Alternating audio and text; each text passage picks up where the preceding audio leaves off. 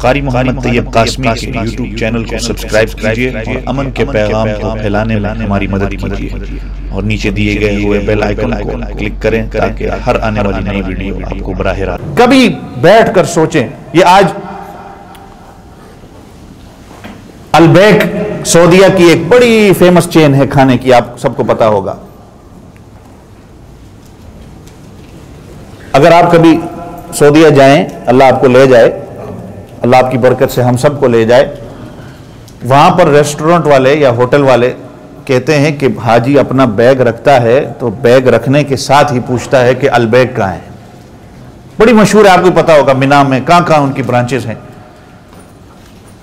تو کبھی کبھار بندہ ان سے یہ پوچھ لے، بھائی یہاں پر آپ لبیک کرنے کے لیے آئے ہو، البیک کرنے کے لیے نہیں آئے، کہ لبیک کو انسان بھول کے البیک کے پیچھے پڑ جائے۔ وہ البیک آپ اگر کھائیں اور اس کے ساتھ اگر جو عام چکن بروسٹ کی یا KFC ٹائپ کی اور جو برانچز ہوتی ہیں، اس چکن میں کوئی زیادہ فرق نہیں ہے، کوئی خاصیت نہیں ہے۔ آپ کھائیں گے، آپ کہیں گے یار اتنی دنیا اس کے پیچھے مرتی ہے، یہ کیا چیز ہے؟ ایک عام چکن جو عام دوسری جگہ پہ بھی آپ کو ملے گی، آدھا گھنٹہ، 1 گھنٹہ، 2 گھنٹہ وہاں رش ہوتا ہے، اتنے اندر بندے کام کرنے والے ہیں، آپ نے دیکھا ہوگا، بعض اوقات 2 گھنٹے لگ جاتے ہیں اس کی لائن پہ۔ تو جب پتہ کروایا کہ یہ کیا اس کی وجہ ہے، کہ جو اس کا مالک تھا البیک کا،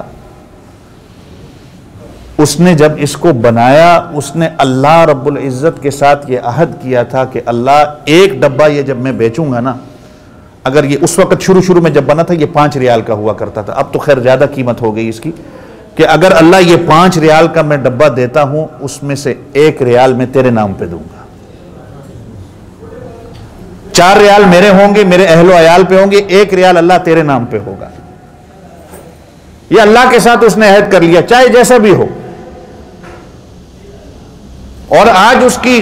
اتنی برانچز ہیں، اتنی اس کی کمائی ہے، دنیا کے کونے کونے تک وہ آ گیا، ملیشیا میں بھی ہے، وہ دبئی میں بھی ہے، اور کہاں تک اس کی جو ہے عربی ملکوں میں، خلیجی ممالک میں اس کی برانچز ہیں۔ تو جب وہ فوت ہوا تو جو یتیم مساکین تھے پریشان ہوئے، تو اس کی اولاد نے بھی یہی کہا کہ میرے والد اگر اللہ کے ساتھ یہ عہد کر کے گئے تھے کہ وہ 1 ریال دیں گے، ہم اس کے بجائے 2 ریال دیں گے، تو انہوں نے 1 کے بجائے 2 ریال دیا۔ تو دیکھو اللہ نے کتنی مقبولیت اس ریسٹورنٹ کو بخشی، حالانکہ وہ عام چکن ہے، آپ اگر جا کے کھائیں گے جو دوسرے بازار سے آپ کو ملے گا وہی ایک چیز ہے، جو ٹیسٹ ہے وہی ہے، لیکن اللہ نے ایسی قبولیت اس کو دے دی۔ نیت بدل جاتی ہے انسان، جب میں نے کہا تھا نا پچھلے جمعے بھی، انسان نیت اپنی درست کر لے، نیت کی بات ہے صرف۔ آپ کھانا کھانے بیٹھتے ہیں تو آپ کہیں میں کھانا کھاؤں،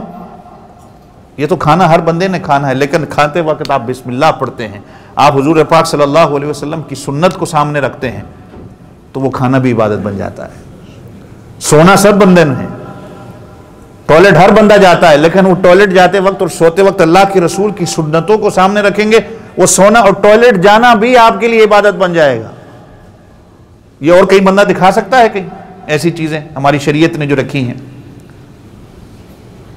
تو اللہ رب العزت سے دعا کیا کریں کہ رزق اللہ دے، ضروری ہے، کیونکہ اگر نہ ہو تو انسان کو یہ کفر کی طرف لے جاتا ہے، لیکن وہ رزق ایسا ہو کہ اللہ تو اس کے اندر برکت دے، اور جتنا دے اس میں سے میں کچھ حصہ تیرے نام پہ دوں، اس طرح صحابہ نے کیا کہ ان کی نظر اللہ پر تھی، اللہ نے مال و دولت ان کے ڈھیر لگا دیے ان کے قدموں پہ، لیکن کبھی تکبر نہیں آیا۔ آج میرے پاس 2 مال زیادہ آ جاتے ہیں تو میرا بول بدل جاتا ہے، میرے اندر تکبر آ جاتا ہے، میں دنیا والوں کو کچھ سمجھتا نہیں ہوں، تھوڑا سا مال زیادہ آ جائے تو۔ اپنی اصلیت کو انسان، اپنی حقیقت کو پہچانے کہ میں ہوں کیا، اور یہ دین صرف اس کی ہے۔ اللہ رب العزت مجھے آپ سب کو عمل کرنے کی توفیق عطا فرمائے۔ کچھ باتیں رزق کے حوالے سے اور رہ گئی تھی، تو انشاءاللہ زندگی رہی تو اگلے جمعہ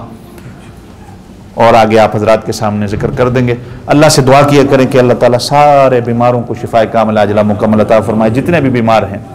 حضرت والد صاحب کے لیے میں نے پچھلے جمعے بھی کہا تھا، ان کے لیے بھی دعا کریں، ان کی بھی طبیعت کچھ دنوں سے ٹھیک نہیں ہے، دل کی جو مسئلہ ہے ان کا وہ زیادہ پریشانی والا تھا، لیکن اللہ تعالیٰ اپنے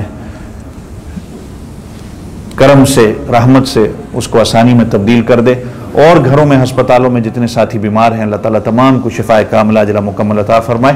جن دوستوں نے اپنی موتا کی دعاؤں کے لیے کہا ہے، دعا کریں اللہ تمام کے مرنے والوں کو جنت الفردوس میں اعلیٰ مقام عطا فرمائے، اور میں اور آپ بھی یہ دعا کیا کریں کہ اللہ ہمیں سب کو مرنے سے پہلے موت کی تیاری کرنے کی توفیق دے۔